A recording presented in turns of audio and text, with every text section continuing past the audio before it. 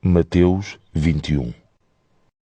Estavam já perto de Jerusalém e tinham chegado à povoação de Betfagé, no Monte das Oliveiras. Jesus mandou então 2 discípulos com este recado: Vão àquela povoação ali em frente. Logo que lá entrarem, hão de encontrar uma jumenta presa e um jumentinho com ela. Soltem-nos e tragam-nos. Se alguém vos disser alguma coisa, respondam que o Senhor precisa deles. E ele, em breve, os manda entregar. Isto aconteceu para que se cumprissem as palavras do profeta.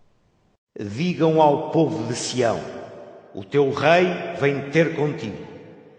Vem humilde, montado numa jumenta e num jumentinho, filho de um animal de carga. Os discípulos foram e fizeram exatamente o que Jesus lhes tinha mandado. Trouxeram a jumenta e o jumentinho, puseram as suas capas sobre os animais e Jesus sentou-se em cima.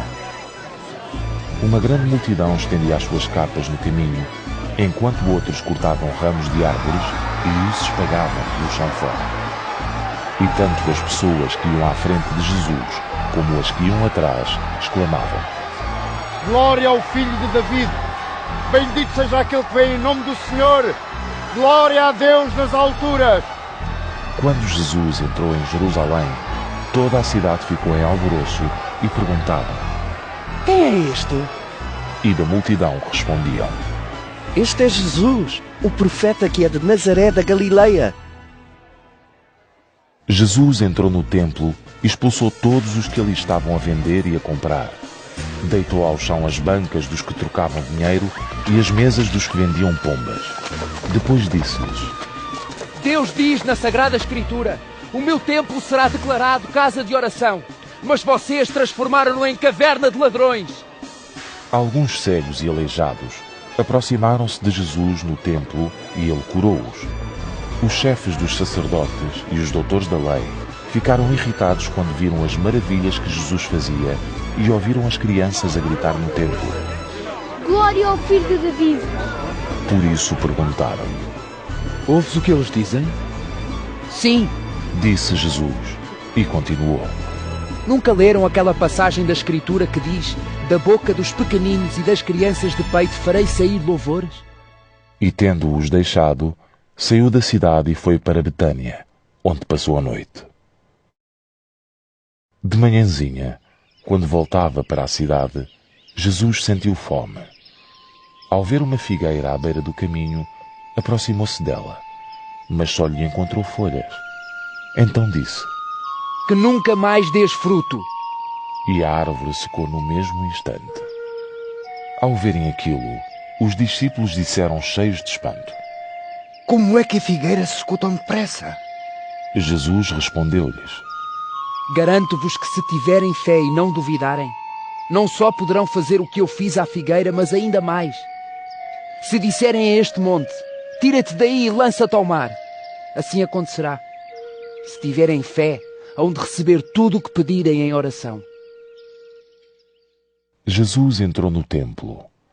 Enquanto estava a ensinar, os chefes dos sacerdotes e os anciãos do povo aproximaram-se dele e perguntaram: Com que autoridade fazes tu estas coisas?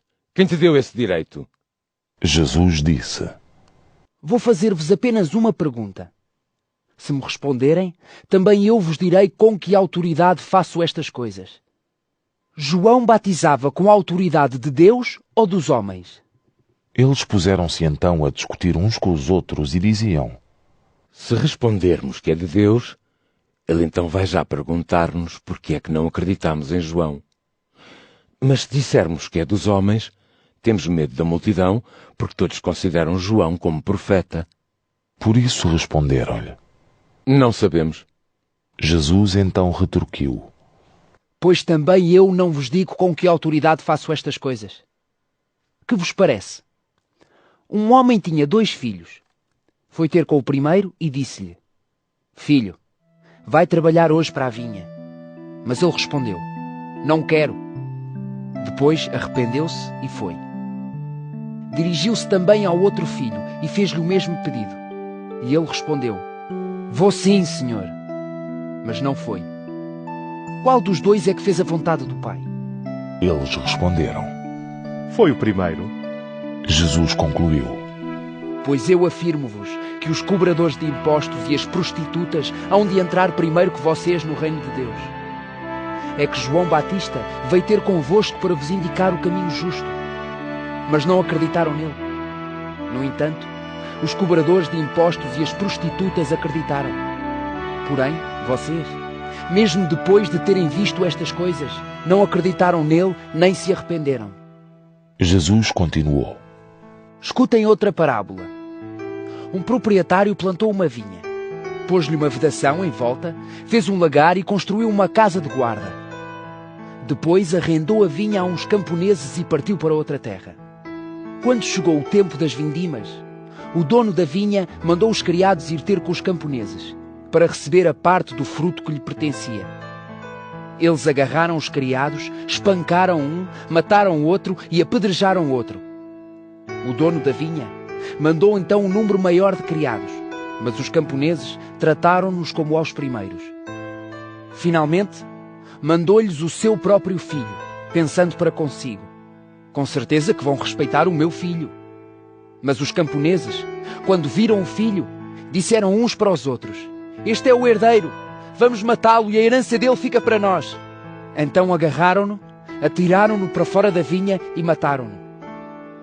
Em face disto, que há de fazer o dono da vinha àqueles camponeses quando voltar? Eles responderam. Matará esses malvados e entregará a vinha a outros camponeses, que lhe deem a sua parte da colheita no tempo devido. Jesus disse-lhes.